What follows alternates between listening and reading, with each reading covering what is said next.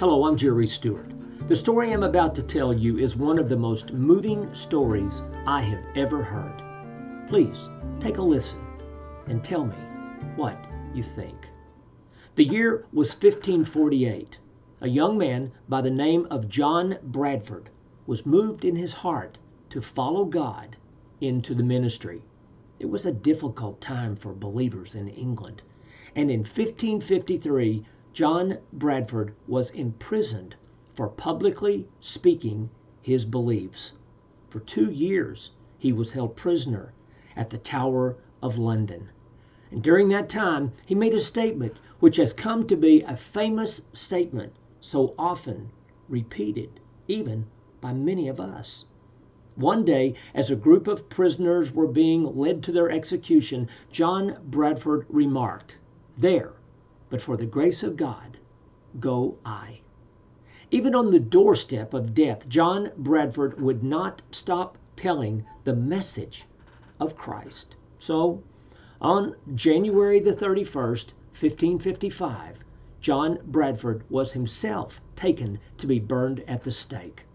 As the crowd gathered to watch his execution, they expected that Bradford would act like the others before, wailing, crying, begging not to be killed.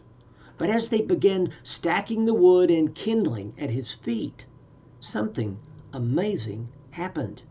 He didn't cry, or beg, or wail. He looked at the crowd and asked forgiveness of any he had wronged.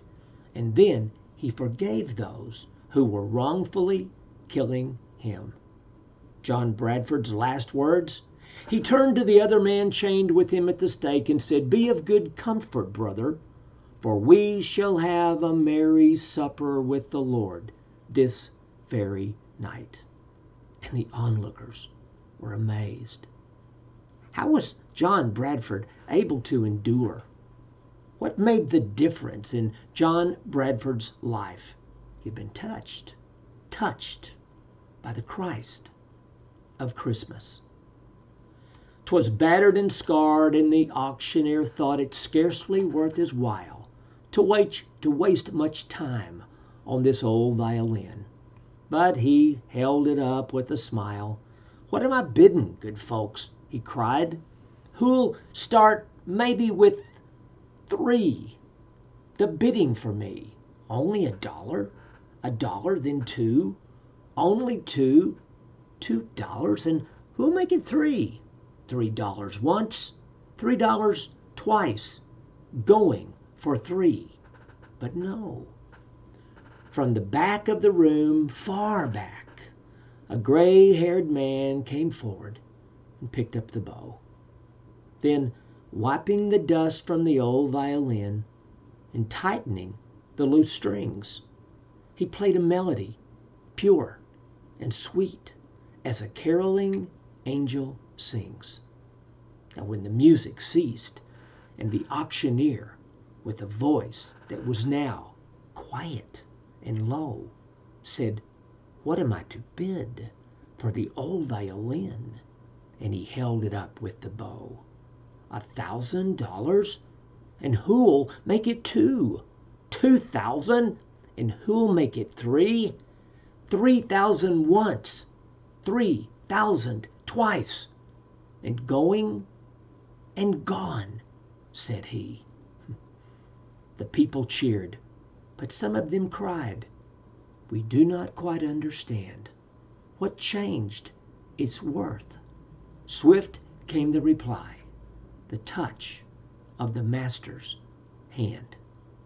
And many a man with life out of tune, and battered and scarred with sin, is auctioned cheap to the thoughtless crowd, much like the old violin. A mess of pottage, a glass of wine, a game, and he travels on. He is going once, going twice. He's going, and, well, he's almost gone. But the Master comes, and the foolish crowd never can quite understand the worth of a soul and the change that's wrought by the touch of the Master's hand. Wow. Want to be touched? Want to be changed? Want to be whole and fresh and new? Allow yourself to be touched right now, touched by the Christ of Christmas. Ask the Christ of Christmas, the Christ child, to come into your heart. And He will. I'm Jerry Stewart. I'd like your thoughts. God bless you. See you next time.